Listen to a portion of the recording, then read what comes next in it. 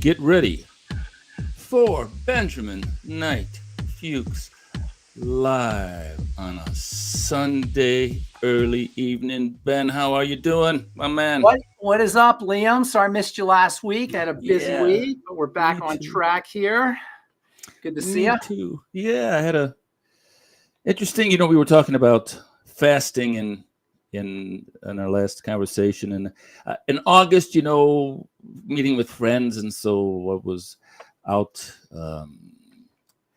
You know, having a summertime fun, not drinking maybe a little bit too much. So I kind of got out of the fasting thing. But after our conversation, I decided to do a nice, good, like you were saying, you don't need to do your supplements, or you can take a day off. So I took a day off. Absolutely, you could take a day off. I think we talked about that. That's one of the common questions people ask about fasting is can they take time, a day off their supplements and their fasting? And the answer is yes. You can take a day off from your supplements, particularly the fatty supplements, vitamins A, D, E, and K, and essential fatty acids, which are stored. It's probably it's probably more problematic to go a day without your water soluble vitamins, your electrolytes, but still one day is not going to make too big a deal. It's not going to cause too big a problem. I like to make sure I take my water soluble vitamins, my Beyond Tangy Tangerine electrolytes, and B vitamins every day. Even if I'm fasting, I still do it, but it's not the end of the world to skip a day. Yeah, and with the Tangy Tangerine, I've heard others talk about this, but when you go to the bathroom, that your urine is a very light sort of green. Yeah, well, it's actually it's yellow, and that yellow is riboflavin. Okay. Vitamin B2, which is actually yellow. Flavin means yellow. Riboflavin the name riboflavin refers to the fact that this molecule, vitamin B2, the riboflavin molecule, is yellow. And so as your body is eliminating it, your urine will tend to be yellow. It's not a big deal, but you can use that yellow color as an indicator of how hydrated or dehydrated you are. If it's really bright yellow, that could be a sign that you're not getting enough water, that you may be dehydrated. Wow. Okay. Right. So you want to, if you're doing a lot, it's hard to say whether it's an excess of vitamin B2 riboflavin or a shortage or a deficit of water. But you'll find that when you're drinking a lot of water, your urine tends to be lighter in color, and that's a good thing. You don't want your urine to have any bright colors. If that is the case, I would regard that as a sign that you may need to be drinking more H2O. And most people don't drink anywhere near enough water, in my opinion. Go ahead. Yeah, I hear you. And at the before I broke I did like a 48-hour fast. The color changed to like a very dark, like Lipton tea, sort of brown. But the crazy thing was, I felt great, and I felt Did you drink water during your fast? Yes, I did. I was drinking water, but like you say, I don't know. I wasn't drinking like a huge amount of water. Half a gallon a day. Yeah, maybe about a half a gallon, and then half a gallon's a good place to be. Try first thing in the morning. I drink a quart first thing in the morning. I guzzle down a quart of water, and it really gives you energy. Yeah, it was so weird. And like the whole month of August, I was doing a lot of home improvements. So my elbow's been killing me, and my wrist has been killing me. So I haven't been able to like do any bench pressing. But that afternoon on that fast, I felt so good, and boom, I was able to bench press a good. How when you bench pressed, how long had it been that you had fasted for while you were bench pressing? It was toward the very end of the fast, so you it was like 20 hours or so. 36 You had eaten for 36 hours, and you got a really good workout on the bench press and in the gym. And so I was going to ask you, is there anything associated, because we're talking about autophagy and the MMC, the body's migrating complex, bringing big and small garbage dump, from the cellular level on up, and is there does the body build muscle when you're fasting? That's the question I wanted to ask. Well, it doesn't necessarily build muscle while you're fasting, but it does predispose you to building muscle, because the body is when you fast to the body, you're starving. There's no food around. So there's an evolutionarily selected for mechanism, meaning we're the descendants of ancestors who had this mechanism. That's what selection means. So there's an evolutionarily selected mechanism that will allow you to get stronger in an attempt to go find food from an evolutionary perspective. So the body prepares you when you don't have food. The body prepares you to go out and find food. And one of the ways it does that is it gives you more energy and makes you stronger. And that's one of the reasons why people will notice, like you notice that you're actually stronger if you let food, right? It feels great. And that's kind of counterintuitive. But that is the case, that you'll actually feel stronger, have more energy, be better able to handle the vicissitudes, the ups and downs of life. Plus, if you're working out, that could be used as a model. The bench press process. Of course, our evolutionary ancestors didn't bench press, but they had to go out. They had to go out and hunt. And so your bench press experience could be used as a model for what the body is used to doing from an evolutionary perspective under conditions of low calorie or calorie deficit, i.e. starvation conditions. So laying off of food is a good thing. And in our culture today, we have this idea that we got to keep eating and eating and eating in order to somehow be healthy. You know, one of the ways this manifests is when people have cancer, and doctors will say, oh, make sure you're getting your calories, make sure you're eating, right? When actually that may not necessarily be the case. And there's a lot of research that indicates that fasting and the ketogenic diet being a low calorie diet, can actually be helpful for helping reduce some of the symptoms, some of the problems, the immune problems associated with cancer. So I would venture to say in our 21st century culture in the United States of America, and likely around the world, that we overrate the importance of food. Not that you don't want to have food and not that you don't want to eat, but you want to kind of respect the process, respect the food and respect the digestive process. And as we're going to talk about today, there's a lot of symptoms, there's a lot of health symptoms or health issues that are associated with caloric intake that we don't often associate with calories. And that's what we're going to talk about here today, which is menopausal symptoms, specifically hot flashes. This is based on an article that I read last week when we were going to do this. This podcast or this video. There's a drug called Veoza, which is a medicine that's used to treat hot flashes. Previously, up until recently, when doctors gave medication for hot flashes, they were hormonal. Right. In the last few years, they've discovered that they can block a activating peptide, an activating nerve chemical that is associated with hot flashes. These nerve chemicals or these neural peptides are called neurokinins, and it actually turns out that the hormones that are associated with hot flashes, their mechanism is upregulation of neurokinins, stimulation of neurokinins. So under conditions of elevated hormones or hormonal changes, perhaps hormonal drops in hormones or increases in toxic estrogen, for example, which is really one of the problems with menopause, not so much estrogen, but toxic estrogen or progesterone deficiencies. It's actually this neural peptide, these neurokinins in the brain that are the immediate cause of what are called vasomotor symptoms, which is a fancy way of saying hot flashes and night sweats.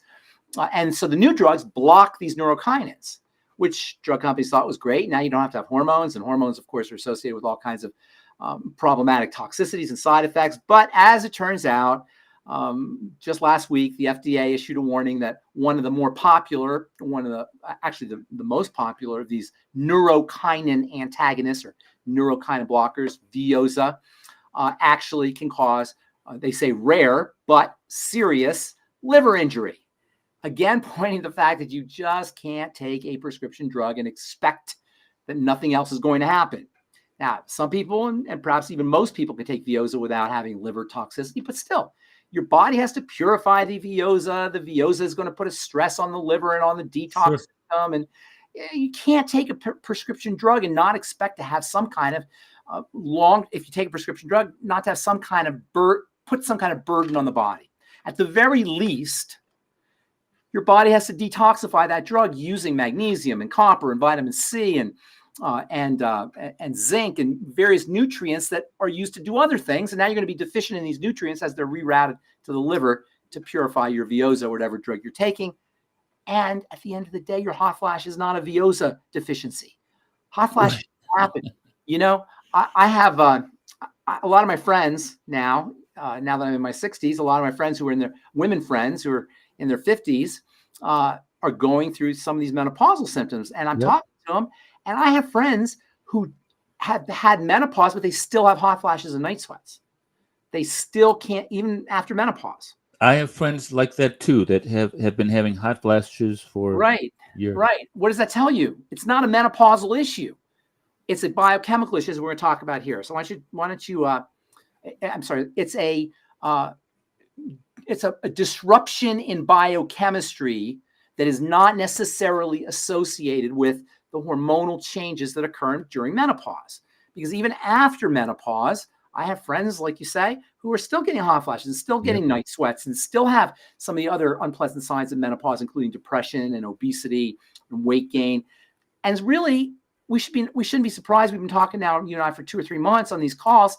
Everything backtracks to the triangle of disease. We should not be surprised that the same connection between the triangle of disease and pathological symptoms of the body applies to night sweats, hot flashes, and all the other things that can that are associated with menopause, that we associate with menopause. So put the first slide up here. The relationship between hot flashes and fatty acid binding protein. Fatty acid binding protein is a marker of dysbiosis and intestinal disease. It turns out that fatty acid binding protein, as well as endotoxins, which are poisons that get into the blood through a leaky gut, are associated with hot flashes. This is an article from the Public Library of Science. This study shows that hot flashes are significantly associated with fatty acid binding protein. That is the marker of intestinal disease in postmenopausal women. It suggests that severe hot flashes are linked to an increase in intestinal barrier permeability and low-grade systemic inflammation. This would explain why you can be 3, 4, 5 years after menopause, you can still have hot flashes, because it's the leaky gut and the dysbiosis and the inflammation that is causing these symptoms to get blamed or attributed to menopause. Next slide. Vasomotor menopausal disorders as a possible result of dysfunction of the microbiome, microbiota, intestinal brain axis. This is an article from the Journal of Medicine and Life. Let's see here. The study involved clinical and laboratory examination of 54 women with vasomotor menopausal disorders. Again, vasomotor means the blood vessels are opening too much. This is what really causes hot flashes. The immediate cause of hot flashes are blood vessels opening, blood flows, you get hot. They call them vasomotor symptoms. The study revealed that these patients had a pronounced imbalance of intestinal of the intestinal microbiome, which was characterized by a significant decrease in the main representatives of the good bacteria and an increase in the number of the bad bacteria. Once again, dysbiosis, first point on the triangle of disease. And what's the second point on the triangle of disease? Next slide. Vasomotor symptoms and metabolic syndrome. Point number 2. Vasomotor symptoms are, this is from the journal Maturitas. Vasomotor symptoms are associated with sympathetic overactivity, which in turn is associated with metabolic syndrome. So what they're saying here is that it's part of the stress response. That feeling that women get, if you're a woman, you're out there and you're experiencing hot flashes or night sweats, you can understand, you can relate to calling it part of the stress response. It feels stressful. And this stress response of hot flashes and night sweats is a classic manifestation of sympathetic nervous system overdrive, which, as it says in this article, is in turn associated with changes in blood sugar and insulin sensitivity, i.e. metabolic syndrome. Next slide. Again, it's part of the stress response, night flashes, night sweats, and hot flashes. So we find from the Journal of Clinical Endocrinology, this study examined the relationship between cortisol and hot flashes. Conclusion: cortisol dysregulation was related to more frequent, severe, and bothersome daily reported hot flashes. What do you got here? Point 1, digestive system, dysbiosis, leaky gut. Point 2, metabolic syndrome. Point 3, elevated cortisol, all linked to night sweats, hot flashes, vasomotor symptoms, as well as some of the other symptoms associated with menopause, including weight gain and depression and skin problems, lack of drop in libido. All of these can be associated with the triangle of disease, which means you don't need Veoza. You don't need neurokinin antagonists. You don't need fancy schmancy pharmacology. And you certainly want to be very careful about using estrogen, which is on the FDA known to cause cancer list. Estrogen is a hugely problematic hormone from a supplemental, in terms of using as a supplement. It's an important hormone, obviously, but the body eliminates it quickly. Estrogen is the most toxic and most potent of all the hormones. I should say the most potent. In its breakdown version, it's the most toxic. But estrogen itself is a very powerful hormone. It's dosed in the tiniest of amounts pharmaceutically, and in the body, it's in the blood in the very tiniest amounts, and has to be cleared out quickly. It's cleared out through the liver, also with from bile and the gallbladder. The intestine is important for estrogen detox, and many people are not detoxifying their estrogen correctly. Women especially, when estrogen is not detoxified and eliminated quickly, a toxic version of estrogen called catechol-estrogen can accumulate, and it's these catechol-estrogens that are associated with many of the problems linked to elevated estrogen, including growths and cancer and changes in changes in how the body handles sugar, in mood, in weight gain, in libido. So many problems, including cancer, associated with estrogen that is not really the estrogen, but the catechol estrogens. So what do you do if you're dealing with night sweats, hot flashes, menopausal symptoms, either perimenopausal, menopausal, or as we said, postmenopausal? Next slide. I absolutely love progesterone. It's a very, very underappreciated hormone. It's non-toxic, or relatively non-toxic. Still a hormone. You got to be a little bit careful with it, but it's available over the counter. It's almost like a 180-degree opposite of estrogen in terms of its potency and strength. Progesterone is at the top of the hormone, of the steroid hormone synthesis flow chart. It starts with cholesterol, and then it goes down to a couple other things. Then you got progesterone, then it goes down all the way to the bottom where you have estrogen. Progesterone is at the top, and this gives it a certain degree of non-toxicity and, I don't want to say weakness, but it's nowhere near as potent or as powerful as estrogen. This makes it safer and gentler, and this is why it's available over the counter. Yet, for all its gentleness and non-toxicity, it's a wonderful way to balance out estrogen. So much so, and catechol estrogens as well, so much so that a lot of hormone specialists are not sure if estrogenic symptoms as we get older, or as women get older, are due to elevated catechol estrogens or decreases in progesterone. As it turns out, you're always making estrogen. Even post-menopause, women are still making estrogen. As long as you're carrying body fat, you're making estrogen. But progesterone levels drop very steeply. So there's a lot of hormone experts, and there's a lot of healthcare professionals, including myself, who will tell you that it's likely low levels of progesterone are causing some of these estrogenic symptoms.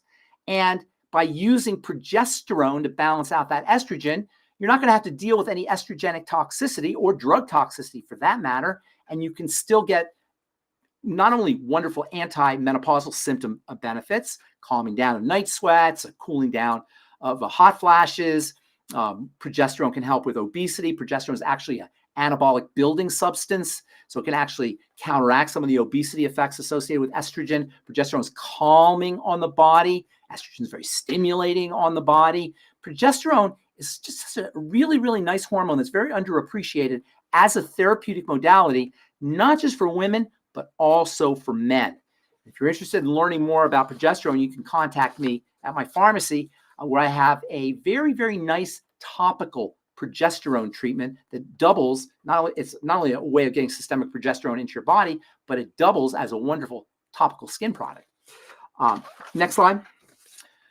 And magnesium, along the same lines, is a very calming mineral. Magnesium and calcium antagonize each other. Calcium causes contractions. Magnesium relaxes things. And women, when they have their periods, are losing magnesium.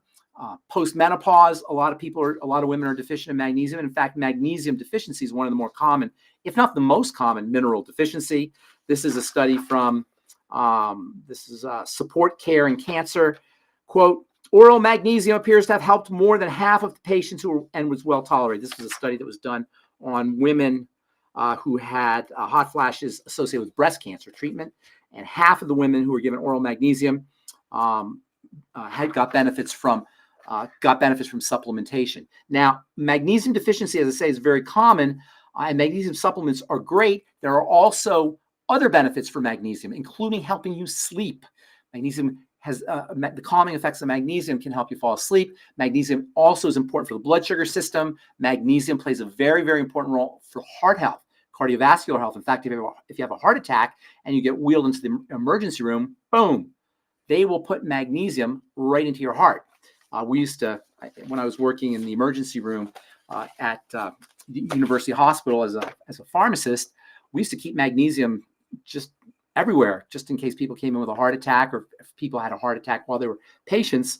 Mag sulfate, same magnesium that you get in supplements, or the same magnesium that you'll find in nuts and high protein foods. Magnesium is a little bit, to get the really good doses of magnesium, you want to supplement with magnesium rather than try to get it from foods. And one of the best things about magnesium is it's a great laxative. In fact, when people would come into the pharmacy and they'd have like severe constipation, there's sometimes people come in and they hadn't had a bowel movement for days or even for a week or two, we would give them mag citrate and or sometimes magnesium phosphate. And magnesium, the relaxing effects of magnesium, which are important for vasodilation, are also important for opening up the bowels and helping you have a bowel movement. And magnesium also helps pull water into the intestine, again, making it easier to have bowel movements. So lots of strategies if you're dealing with hot flashes or night sweats: progesterone, magnesium. Focus on the triangle of disease, work on eliminating problem foods. In fact, you'll notice, women out there who have hot flashes, you'll notice that there are certain foods that make it more likely that you'll have hot flashes or night sweats, especially sugary foods, not fatty foods, but foods that contain histamine, like cheese and fermented foods can do it. Wine can do it.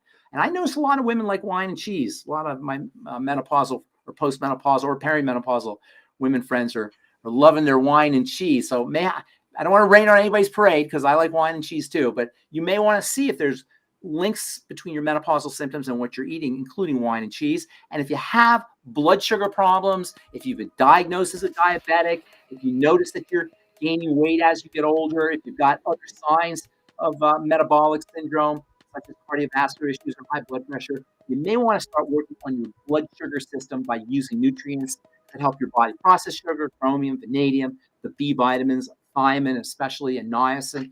Especially niacin, also, by the way, can be beneficial for menopausal symptoms. Stay away. You don't want the niacin flush for people who get the niacin flush. We'll talk about the niacin flush on another episode here. In any case, working on blood sugar can be very important. If you're using longevity products, get on the sweeties, and then relax. You can use progesterone to relax. There's another wonderful supplement called pregnenolone that you can get at health food stores or on Amazon that will help you relax. Longevity has a great product called Zero Fem, which may help you with menopausal symptoms. And you don't need to go with prescription drugs, people, and you don't need hormone therapy. If you're going to go hormone therapy, go progesterone or pregnenolone. But these drugs, that block the neuropeptides in the brain, they're not in your interest. And there's much better strategies that you can use that are not only non-toxic, but will give you other benefits, anti-aging benefits. And instead of taking years off your life, they're going to add years to your life. Instead of putting a burden on the body, they're going to be supporting your body. And that's really how we want to look at health. Disease is not the absence of medical intervention. Menopausal symptoms are not Veoza deficiency disease symptoms. Great information, Ben. This is a hot topic. We have some questions from YouTube. We have the lovely Judy Luce. Yes, you are spot on. What does Judy say? Get stressed, then follows a hot flash. There you go. It's obvious, right? And she also continues, I am thin exercise, low carb, and fast every day. Eliminate processed and sugar. I use Ben's supplements and skincare. I wish we had enough. We would give it up for Judy. Thank you so much, Judy. Outstanding. Well, if you have any more questions or comments out there, YouTube, LinkedIn, Facebook, wherever you might be, don't be afraid. We love it and appreciate each and every one of you tuning in and commenting. That was fantastic, Ben. That was thank you, Liam, and thank you, Judy, and thank you to all our other listeners and viewers. And we'll be back at you next Sunday. We'll be back at you next Sunday. All right, everybody.